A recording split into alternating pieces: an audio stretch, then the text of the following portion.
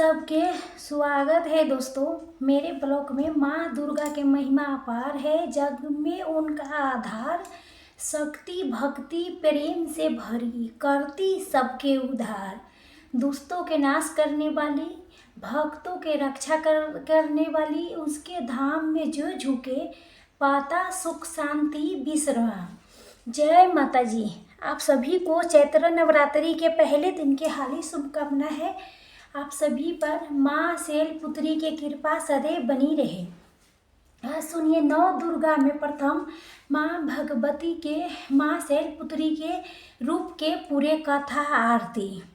हिमालय के कन्या भगवान शिव के अर्हत पत्नी शैलपुत्री नवरात्रि के प्रत्येक दिवस में देवी है। उनके उपासना करने से सातव को स्थिरता, शुद्धता, उन्नति के प्रदान मिलता है। माँ शैलपुत्री के मस्तक पर चंद्रमा के शोभा, हाथों में त्रिशूल, कमल के तेजस्वी स्वरूप भक्तों के अचल विश्वास और शक्ति प्रदान करता है। माँ शैलपुत्री वृषभ अर्थात बैल के सवारी करती है। तो दोस्तों आज जानिए माँ शैलपुत्री के दिव्य कथा। कथा के अंत में आरती भी सुनेंगे। आज के इस कथा के सुनने के बाद वीडियो के लाइक कमेंट बॉक्स में जय माता जी जरूर लिखिएगा। सर्व शक्ति के शास्त्री नवरात्रि के प्रथम पूजे देवी माँ शैलपुत्री के पूजन होती है। एक विशेष उद्दीप से उसके जन्म हुआ था। देवी सती के रूप में जो उन्हें अपने शरीर के त्याग किया था, तो अपने अगले जन्म में राजा हिमालय के वहाँ पुत्री के रूप में जन्म लिए थे। यही कारण था कि उन्हें शैलपुत्र पर्वत के पुत्री भी कहा जाता है। तो प्राचीन काल में हिमालय राज अपने पवित्रता और निष्ठा के लिए प्रसिद्ध थी। वो भगवान शिव के अनंत भक्त थे और उनके चरणों में लीन रहती थी। एक दिन जब वो गहन ध्यान में लीन थे, तब भी नारद मुनि वहाँ आए और उन्होंने कहा, हे राजन, तुम्हारे घर स्वयं आदि शक्ति प्रकट होंगी। वो न केवल इस धारा के दिव्य से अलौकिक करेगी, लेकिन तुम्हारा कुल के गौरव भी बढ़ाएगी। राजा हिमालय उसके रानी ने सुन के देवी भगवती के घोर तपस्या की। उनके श्रद्धा से भक्ति से प्रसन्न होके माँ भगवती ने आशीर्वाद दिया कि स्वयं उनके पुत्री के रूप में जन्म लूँगी। कुछ समय बाद रानी के एक दिव्य कन्या की प्राप्ति हुई, जो अत्यंत तेजस्वी दिव्य आभास से युक्त थी। शैलपुत्री के रूप में जन्म लेने के बाद देवी के बाल्य तिथि अद्भुत रहा। उनके जन्म से भी घर परिवार राज्य में सुख शांति बढ़ने लगी। जब ये छोटी थी तब भी उनमें साधारण शक्ति देखी गई। बचपन से वो प्रकृति से गहरा जुड़ाव रखती थी। पर्वत के गुफा में ध्यान लगाना, नदियों के जल में कमल के तरह की केरा करना, जीव जंतु के स्नेह देना उनका स्वभाव में था। उपस्थिति में मातृत्व से वातावरण शांत पवित्र हो जाता था। कभी कभी ध्यान में लीन हो जाती थी, कभी उनके मुखमंडल दिव्य तेज से दमकने लगता था। राजा हिमालय के ये आभास हो गया था कि उनके पुत्री कोई साधारण कन्या नहीं है, कि स्वयं भगवती के अवतार हैं। उन्होंने नारद मुनि से इस रहस्य पूछा। तभी ने उन्हें कहा, हे राजन, ये वही देवी है जो पहले 10 पुत्री सती थी। उसके अपने पति महादेव के अपमान सहन नहीं करते हुए उगा अग्नि में देह त्यागी थी। अब वही आपके घर पुत्री रूप में जन्म लेके अपने सती धर्म के पुनः स्थापन करेगा। ये सुन के राजा हिमालय के गर्व हुआ और वो अपने पुत्री की हर प्रकार से शिक्षा देने लगी। जब देवी ने वास्तव में जब स्वरूप और तेज हो गया उसका स्वरूप, सवार त्रिशूल धारण किए, मस्तक पर अर्धचंद्र के धारण किए रहती थी। उनका ये दिव्य स्वरूप संपूर्ण सृष्टि के संदेश देता था कि ये स्थिरता, साहस, भक्ति के प्रतीक है। शैलपुत्री के रूप में जन्म लेने के बाद देवी के नए दिशा में अग्रसर हुआ अब उन्हें भगवान शिव से पुनर्विवाह करना था। इसके लिए उन्होंने कठोर तपस्या का संकल्प लिया था। यही तपस्या आगे चल के महादेव से उनके पुनर्मिलन के कारण बनी। माँ शैलपुत्री की पूजा करने से व्यक्ति के आत्मविश्वास, स्थिरता, भक्ति के आशीर्वाद प्राप्त होती है। जो भी भक्त सच्ची मन से माँ की आराधना करती है, उसके जीवन में सुख शांति की वृद्धि होती है। माँ शैलपुत्री के जन्म एक विशेष उद्देश्य से हुआ था। वो पूर्व जन्म में माता सती थी, जो भगवान शिव के अर्धांगिनी थी, लेकिन उन्होंने अपने पिता दक्ष प्रजापति के अपमान से आहत होकर उगा अग्नि में अपने प्राण त्याग दिए थे। यही माता सती ने अपने अगले जन्म में राजा हिमालय के पुत्री के रूप में जन्म लिया था। शैलपुत्री के रूप में व्याज्ञात होते माता सती के परमा जी के पुत्र दक्ष प्रजापति के घर हुआ था। बचपन से ही भगवान शिव की आराधना पुलीन रहती थी। कठिन तपस्या के बाद भगवान शिव ने उन्हें अपने अर्धांगिनी के रूप में स्वीकार किया था, लेकिन उनके पिता दक्ष प्रजापति शिव जी के योग्य वर नहीं मानता था। एक बार दक्ष प्रजापति ने एक भव्य यज्ञ के आयोजन किया था, जिसमें सभी देवी देवता ऋषि के मंत्र किया गया, लेकिन भगवान शिव को सती को निमंत्रण नहीं दिया गया। जब माता सती को ये बात को पता चला, तब भी वो अपने पिता के घर जाने के लिए हो गई उत्सुक। जब भगवान शिव ने उसके समझाया कि बिना निमंत्रण जाना उचित नहीं होगा, लेकिन माता सती अपने मायके जाने के लिए अधिक रही कि स्थल पर पहुंचने के बाद जब माता सती ने देखा वहाँ भगवान शिव के अपमान किया जा रहा है, दक्ष प्रति ने अब शब्द कही शिव जी के ओगी वर नहीं समझाई। माता सती ने सह नहीं कह पाई और उन्हें क्रोधी हो कि अपने पिता के उत्तर दिया, जी शिव को समझ ब्रह्मा पूछता है, उनके आप सत कह के आपने घोर अनंत किया है पिताजी, मैं इस शरीर में अब एक क्षण नहीं रहूँगी। इतना कह के माता सती ने अपने ओगा अग्नि से त्याग कर दिया। भगवान शिव भी सब जान के अत्यंत क्रोधित हो गए थे और उन्होंने अपने गण बीन भद्र के भेज के दक्ष प्रजापति के यज्ञ विध्वंस करा दिया। जब माता सती के देह त्यागने के बाद शिव ने उनका मृत शरीर उठा के संपूर्ण ब्रह्मांड में तांडव किया। उसके देख के सभी देवी देवता भयभीत हो गए। फिर भगवान विष्णु ने चक्र चला के देवी सती के शरीर के खंड खंड कर दिया, जिससे उनका अंग स्थानों पर गिर गए। यही स्थान शक्तिपीठ कहलाते हैं। अब माता सती को अपने शिव से पुनर्मिलन के लिए एक और जन्म लेना था, जिसके लिए वो इस बार राजा हिमालय के घर पुत्री रूप में जन्म ली थी। शैलपुत्री के रूप में जाने गए। राजा हिमालय के नारद मुनि ने भविष्यवाणी की थी कि उनकी पुत्री कोई साधारण कन्या नहीं होगी, बल्कि स्वयं आदिशक्ति के अवतार होगी। कुछ समय बाद जब हिमालय के रानी को एक दिव्य पुत्र प्राप्त हुई, तो पूरे प्रकृति हर्षित हो उठी। इस बार देवी ने निश्चय किया कि वो भगवान शिव को पुनः प्राप्त करने के लिए कठोर तपस्या करेंगे। जैसे जैसे शैलपुत्री बड़ी हुई, उनके भीतर देवता झलकने लगी। देवी शैलपुत्री को अपना पूर्व जन्म के जागृत हुई। अब फिर उन्होंने संकल्प लिया कि भगवान शिव को पुनः पति रूप में प्राप्त करूंगी। इस उद्देश्य से उन्होंने गहर तपस्या के मार्ग चुना। फिर पर्वत के गुफा में जाके ध्यान लगाने लगी। कठोर ब्रह्मचर्य के पालन करते हुए अपना संपूर्ण जीवन शिव आराधना में उन्होंने संपन्न पूरे कर दिए। पहले वर्ष तक ले केवल फल फूल खा के रहती थी। केवल दूसरे साल में पत्ते खा के गुजारा करने लगी। अपर्णा भी कहा गया उससे। अंत तक ले उन्होंने निर्जला निर्धन रह के घोर तपस्या की।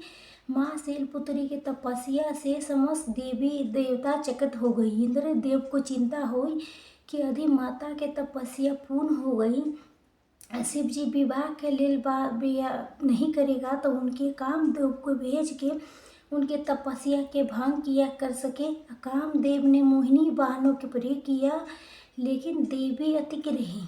आखिरकार भगवान शिव एक ब्राह्मण के रूप में उसके सामने प्रकट हो गई। भगवान शिव ने उससे कहा, हे देवी, तुम कौन हो? इस कठोर तपस्या के क्या उद्देश्य है? तभी देवी शैलपुत्री ने अपने तपोबल से जान लिया था कि उनके सामने कोई और नहीं बल्कि स्वयं भगवान शिव है। तब शैलपुत्री ने उत्तर दिया, तब माता ने सती थी, मैंने पूर्व में जन्म लिया हूँ, मैं उस जन्म में आपके राधनी थी। मेरे मतलब एक स्वामी है, केवल मेरा स्वीकार नहीं करेंगे तो मैं पेड़ से तपस्या करती रहूँगी।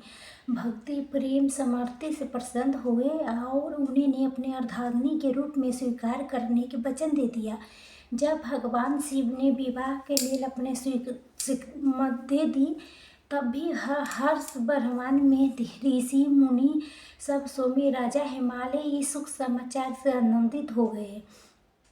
राजा हिमालय ने भव्य आयोजन किया। सब देवी देवता ने पावन विवाह के लिए मंगल कांड किया। अंत तक ले भगवान शिव माता शैलपुत्री के विवाह विधि पूर्वक संपूर्ण हुआ। माँ शैलपुत्री के भगवान शिव को पुनः प्राप्त करने के लिए कथा हमें ये सिखाती है कि सच्ची निंदा समर्थन से संभव हो जाती है। धैर्य दृढ़ संकल्प के जीवन कोई भी रस प्राप्त नहीं किए जाती है। भगवान शिव ने स्वयं कहती है कि जो भक्ति प्रेम में अतुल रहता है उसकी अवश्य स्वीकार करते हैं। माँ शैलपुत्री रेशम की सवारी करती है। माँ शैलपुत्री के वाहन नंदी बैल के स्वरूप में महत्व होता है। देवी शैलपुत्री जो हिमालय राज के पुत्री है, उनके साथ नंदी के संबंध केवल वाहन की नहीं लेकिन एक भक्त आराध्य की संगत है। कथा हमें बताती है कि कैसे एक साधारण बैल भगवान शिव को परम भक्त बना और माँ शैलपुत्री के जुड़ा। नंदी के पूर्व जन्म के कथा भी आप सभी सुनिएगा। प्राचीन काल में ऋषि शिला ने संतान प्राप्ति के लिए घोर तपस्या की। उन्होंने भगवान शिव से प्रार्थना की कि उन्हें एक ऐसा पुत्र प्राप्त हो कि जो अमर अति तेज बला हो। शिव भगवान ने उसके तपस्या से प्रसन्न होकर उन्हें एक पुत्र प्रदान किया जो वास्तव में शिव जी के अंश था। इस बालक के नाम नंदिनी रखा गया। नंदी जब जन्म से तेजस्वी बलशाली था। बचपन से नंदी को भगवान शिव को अकाल भक्ति थी। जैसे जैसे बड़े हुए उनकी भक्ति बढ़ती गई। जब नंदिनी युवा हो गई तो उनके ज्ञात हुआ कि उनके जीवन केवल संस्कारी कार्यों के लिए नहीं है बल्कि भगवान शिव के समृद्धि भी होता है। इस कारण कैलाश पर्वत की ओर प्रसन्न कर गई। फिर भगवान शिव को प्रसन्न करने के लिए घोर तपस्या करने लगी। उन्होंने कठोर व्रत के पालन किया। केवल वायु जल पर रह के भगवान शिव को ध्यान किया। उनकी भक्ति से प्रसन्न होकर स्वयं भगवान शिव प्रकट हुए। फिर भगवान शिव ने नंदी से कहा, है बच्चे, तुम्हारा भक्ति से अनंत प्रसन्न हो, मांगो, तुम जो मांगो, जो चाहिए वो मांगो। नंदी ने उत्तर दिया कि हे प्रभु, मेरा एकमात्र लक्ष्य है आपकी सेवा करना है, मुझे आपके चरणों में स्थान दीजिए। तब भगवान शिव ने उसके अपना प्रिय गण वाहन बनने के वरदान दिया। जब इधर माता सती ने आत्मा त्याग कर दिए तो अग्नि में तो शैलपुत्री में जन्म लिए थे, तब भगवान शिव ने नंदिनी के आदेश दिया कि वो उनके साधारण में सहायता करे। जब देवी शैलपुत्री कठिन तपस्या कर रही थी तभी नंदिनी उसके रक्षा के लिए सदैव वहाँ रहती थी।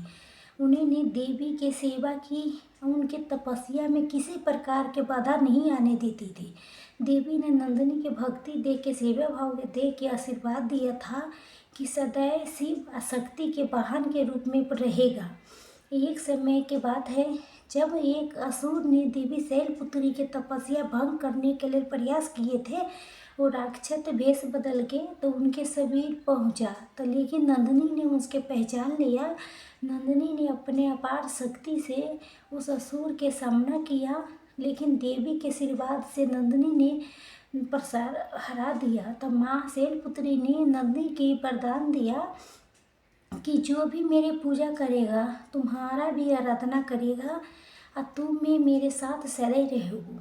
जो भी माँ शैलपुत्री की पूजा करेगी, भगवान शिव की पूजा करता है, उसके नंदी की कृपा प्राप्त होती है। नंदी के समर्पित व्यक्ति को शिव शक्ति की विशेष कृपा मिलती है। नंदिनी के सवारी करने वाली माँ शैलपुत्री सेवा, धैर्य, समर्पण के प्रतीक मानी जाती है। माँ शैलपुत्री के संबंध सोम चंद्रमा से विशेष रूप से जुड़ा हुआ है। वो अपने मस्तक पर अर्धचंद्र धारण करती है, जिससे उसका एक नाम सोम रूपा भी है।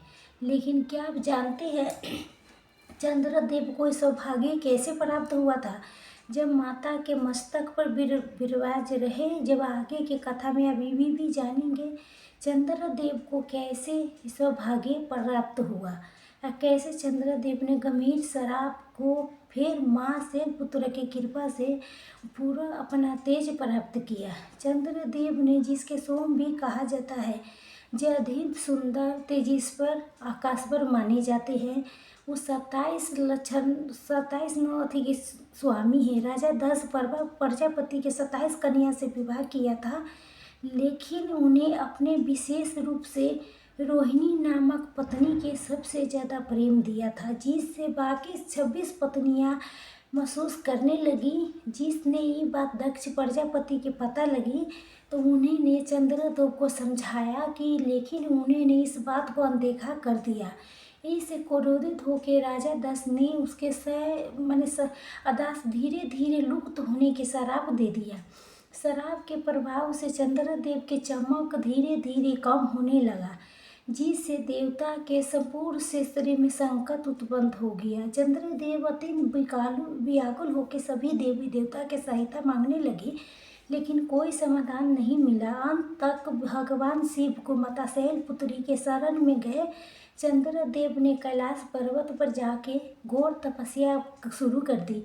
जब दिन रात भगवान शिव माता शैलपुत्री के ध्यान करने लगा, चंद्रदेव ने ओम नमः शिवाय मंत्र के जाप करते हुए कठोर तपस्या किया। जब हिमालय के ठंडी गुफा में बिना अन्न जल के शिव शक्ति की आराधना करने लगी, तभी उनके भक्ति से प्रसन्न होकर माँ शैलपुत्री ने शिव जी से आग्रह किया कि चंद्रदेव को इस श्राप से मुक्त करे।